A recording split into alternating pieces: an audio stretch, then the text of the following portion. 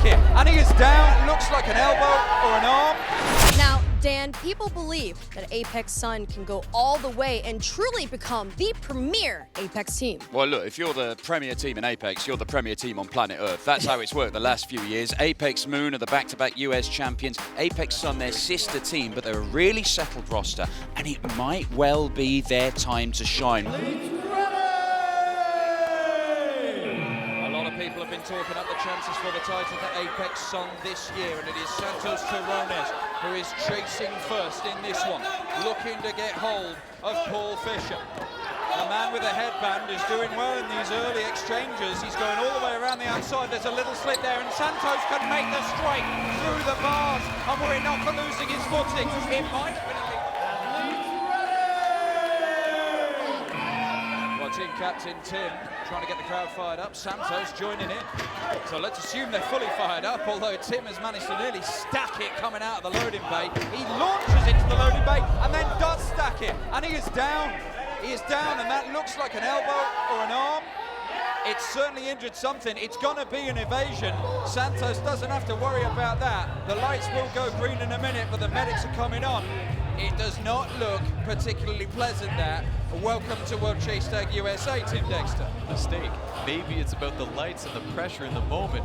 Oh no, as you can see, there may have been something with his knee on the landing and then the elbow. An unstable landing, sending him to the ground upon the loading bay. The arm reached out to provide some support, and I'm no doctor, but arms shouldn't bend like that. Definitely not. It's hard for people to understand just how much pressure is in that drop from the top of the ridge into the loading bay. Well, in all that, the point is won by Apex Sun. Dexterity Depot, within 2 chases, find themselves a point down, and without their captain, it is a nightmare start for the Pennsylvania team. Aaron Lucas sent in now, and Santos, because of the delay, because of the injury, he's had a little bit more time to recuperate. And off he goes over the sisters and round by the front line. It's just a little job for him at the minute. Is he going to turn on the pace? No, he's going to hop back out of the way of the dive, but he wasn't quick enough. And that is good work from Aaron Lucas.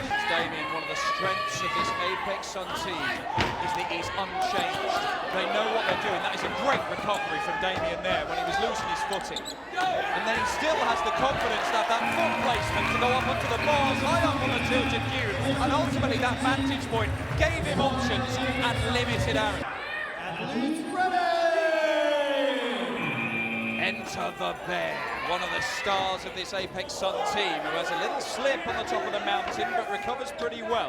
Jordan hanging around under the ridge and then deciding to go, and it's all the way around the loading bay, and Bear can't quite find him, but it's Jordan this time whose footing is loose, and the Bear descends to make the tag. This brings the halfway point. It is only 1 point in it. Apex Sun.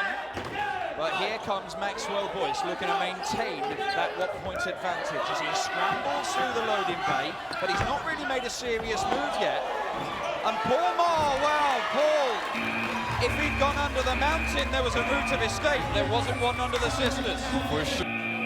Maxwell Boyce being chased down by Aaron, and there's a dive through the tilted cube that doesn't make contact.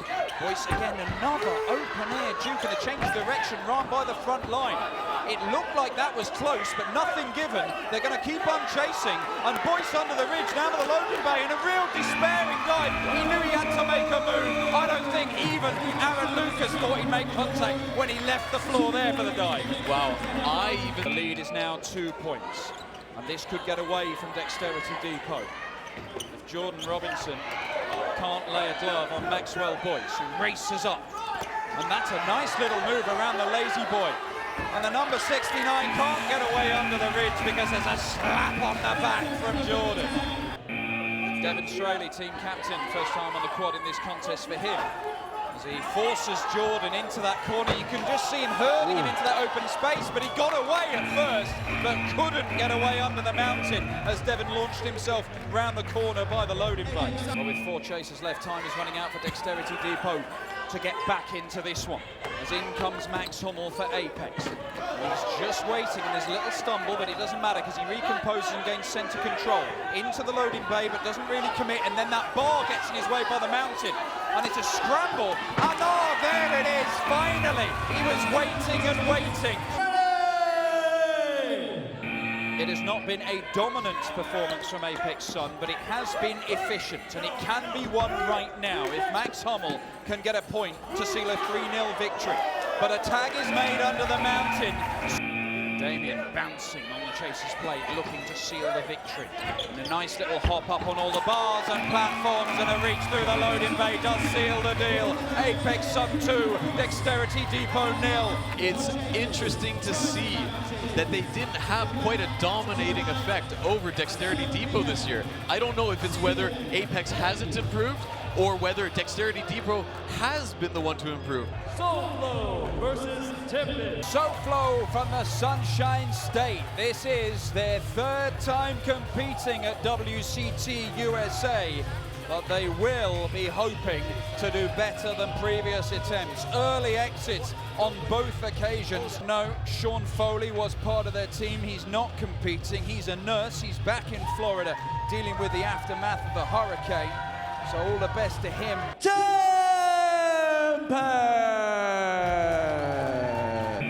Well, it is the team captain from Fort Lauderdale, Tony Roth, who gets things underway as the chaser for Soflo.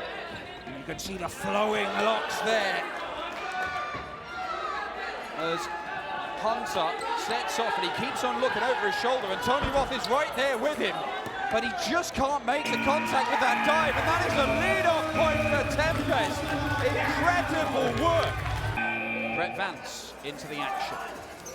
Just a little stroll towards that ridge, but they're really picking up the pace now as Brett hops up onto the front line. But Ramuniz is off and running, up onto the mountain and down low. Good transition there to get into the tilted cube, and Brett launches himself into it, but can't find a way to get the tag. And that was the last chance he had by the loading bay.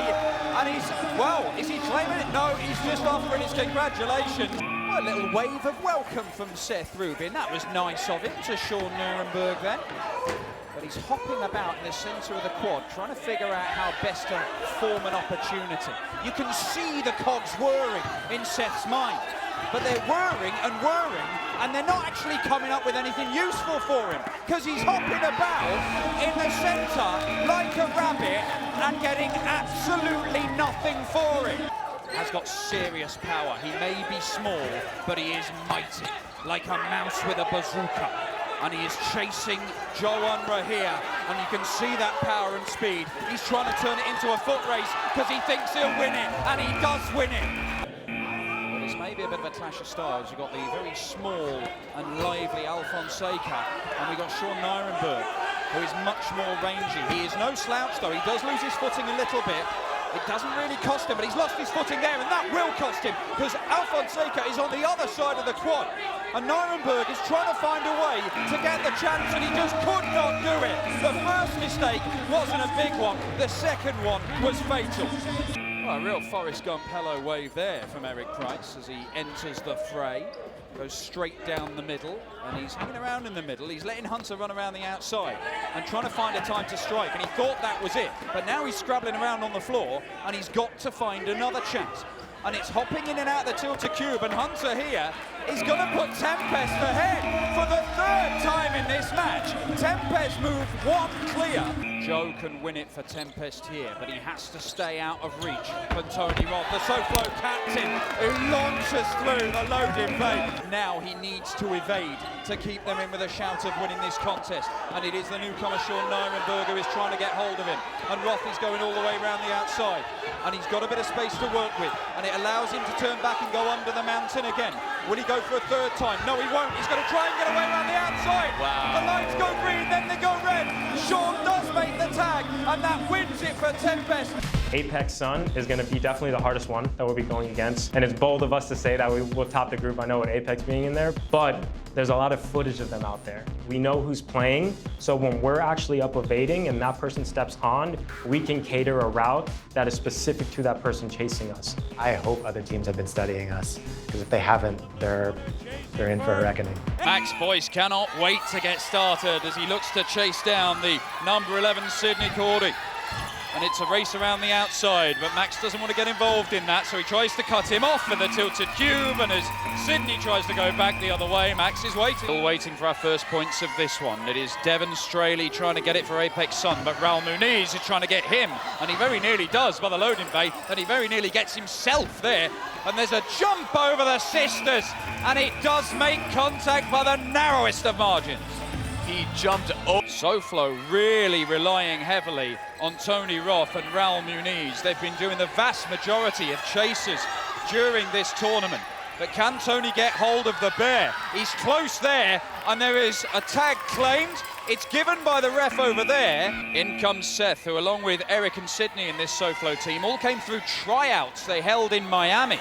They saw something in these guys that they thought could make them really, really good chase tag athletes. Can he illustrate that here as he looks to chase down Damien? Well, he gets tangled up himself by the tilted cube, and he's not really finding a way to get an opportunity. And Damien manages to get the first point on the board. It's taken 10 chases, but Apex Sun lead. Alfonseca with a death stare at Max Hummel as he looks to get him by the ridge. Max is just waiting there, and it's a little jog, and he's not having to really use the pace just yet. An open juke in the open air, and it works for him, and now he's building up the speed as he goes over the sisters and through the mountain, and the loading bay offers some protection, and Alfonseca is chasing shadows, and Jonathan Alfonseca cannot stop Apex Sun going 2-0 up. They are asserting themselves now in this contest. Team captain Devin to win it. A tag will do the job. And a tag is made by the loading bay. And for the second match running, Apex Sun get a 2-0 win, which involved every single member of their roster as they make it back-to-back 2-0 victories to go top of Group D. You want to talk about nightmare starts to a tournament, let's talk about Dexterity Depot. Not only were they paired up against the favourites for the group Apex Sun and went down 2-0, but their captain and leader, Tim Dexter, dislocated his arm and had to end up in hospital. Losing a player, let alone your captain, Fernando, is going to have an effect on this team. Well, 2 evasions against Soflo for Hunter. Can he add to that tally? We could be seeing a new star emerge in this sport. In Hunter Peyton Mendoza, Paul trying to track him down and not really finding a way to do it just now. And look how quick he is. Just when Paul thinks he might be getting a chance, Hunter just disappears. It's a cloud of dust, and that is all that Paul has managed to eat. The dive comes, it's still nowhere near. Well, Aaron Lucas, I was very impressed with this guy in their opening match against Apex Sun, and you can see why there. Jeff Garrido's turn to get on the quad as Aaron Lucas, who did not expend a great deal of energy in making that tag, so he should be fresh for this one. The ridge, a little jink one way, a little dance around the ridge, and he invites Jeff to follow him, and look at the way he got away through the mountain. Managed to get out of that by keeping up the speed. Wonderful technical work. How good was that, Fernando RC? Wow, I cannot believe it. Jordan Robinson comes in, looking to attack from an angle, coming in from that right-hand side. So he forces Joe to come into the open space here by the front line, but he doesn't make any use of it because now he's back where all that cover is. And a real hop into the tilted cube for the mountain, and now cross-court. And Jordan goes through the bars, but he's not there. And there's a little shimmy and a shake, and Joe Unruh gets a point for Tempest, and they go back into the lead. In Tempest's opening game against Soflo, they took the lead twice and were pegged back twice. You would not let them take your dog for a walk because they can't hold on to a lead. Is it going to be the same this time around? And there's all kinds of madness on the mountain. Joe Unruh hopping about from mountain to mountain like some kind of mountain goat. Well, in comes Hunter again. He really does look like a bundle of energy. He's so excited. He looks like he's got the tools. Hunter versus Aaron. It's going to be quick, this. It is quick. But Hunter, look at the way he's going. No tag given. So he comes cross-court to try and cut him away here at the front line. And Hunter shaping, and there's a dive through the bars. The lights go green. Evasion is given. And it's another point for Hunter. Hunter just collecting these evasions like infinity stones. Jordan once again, he's taking that diagonal line again, but Hunter, who likes starting in that crouch position under the mountain, gives him an option to go left or right, and he seems to have ducked out of the way of that dive from Jordan Robinson. And if this turns into a race, you don't want to get in a race with this lad, because he is very, very quick, and he's too quick there, and he might be getting yet another. Oh, he banged his head! He banged his head! The lights went green, but the tag was given. Now, was it made in time? And even worse than that, he has really cracked his head. It's our old friend Admiral Smackbar. Retreat, it's a trap. Well, that'll be him out for the rest of this contest. Let's hope that that does not rule him out for future matches. Nicodemus's earrings flapping about in preparation for his first setting foot on the quad of this year's tournament. And it's up onto the sisters after an aborted attempt to make the tag by the lazy boy. And there's another attempt by the loading bay that doesn't come off either. Is there another chance here? Because Jordan Robinson might be getting Dexterity back into this one. He turns back on himself. Oh, now tag seems to have been given, but I think we're going to have to double check. This might tell us a little bit more. Now, does he get enough of it? Oh, it looks like the small of the back. I believe this is going to be a tag. Tag given, and that is a big, big moment in this game. The best Dexterity can do is get back-to-back evasions from Paul Fisher here to force a sudden death chase-off, but Sean Nirenberg is looking to end it before it gets anywhere close to that, as those rangy, lanky legs just stride from platform to platform. And can he get an arm out to make the tag? Well, the little dive under the mountain doesn't work. There might be one more chance. Is there one more chance? No, there is not. And there is still a chance for Dexterity to get something out of this contest. I'll tell you what, you get some serious bang for your buck with this Tempest team. Their first match, they won it 3-2. It's 3-2 right now, and it might not be done yet as Joe looks to close it out. Can he get Paul? Yes, he can. It will be a straight shootout for the top of the group and a quarter-final spot with Apex Sun, and it's down to that tag made by Joe Unruh to get it done. Soflo, we actually were able to practice with them in Indianapolis when we were there for one of the indie meetups. So we're pretty confident for the most part. I don't want to not put Dexterity up there because they're a really strong team. If I had a group who we were most worried about, it'll definitely be Apex, Tempest, Dexterity. It's bold to say and I'm aware of it, but it's just, it's the name of the game, Dexterity Depot hampered by the loss of their captain. Can that be changed by Alex? As Tony just sort of takes that real stealthy approach, but there's nothing stealthy about that as he manages to tap the shin by the looks of it. But we're going to have to carry on because it wasn't conclusive. So Tony's going to have to try and force another chance.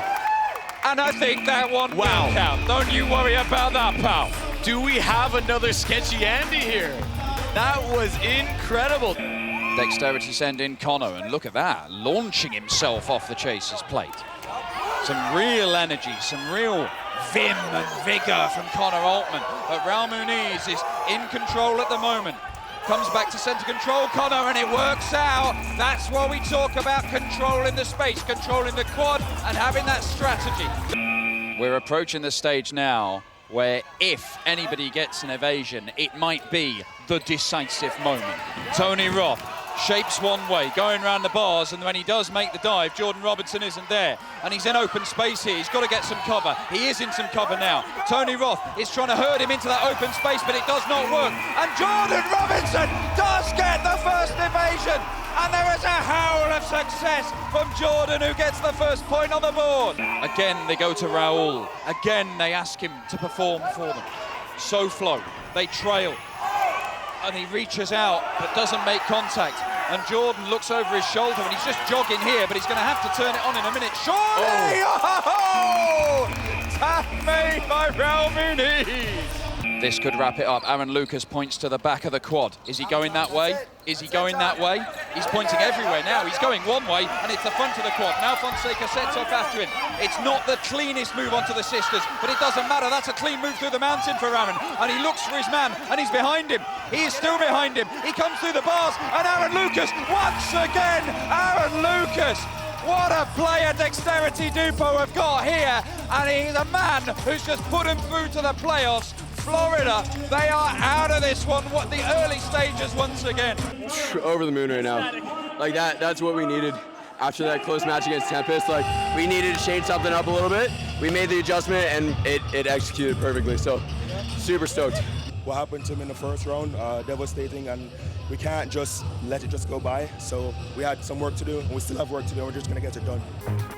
The one that's going to be real exciting and real tough is going to be Apex Sun, because they have Apex Moon to train with. They have the quad in Rob's backyard, so I know they've been drilling all the moves. They know that quad backward and forward. We go into every competition with confidence, but we're not complacent. We're not going to take it easy on any teams. We're not going to let our guard down. Santos leading off as a Vader for Apex Sun, and an interesting tactic from Tempest to send in Nicodemus, who goes all the way through the tilted cube, only to find Santos's left.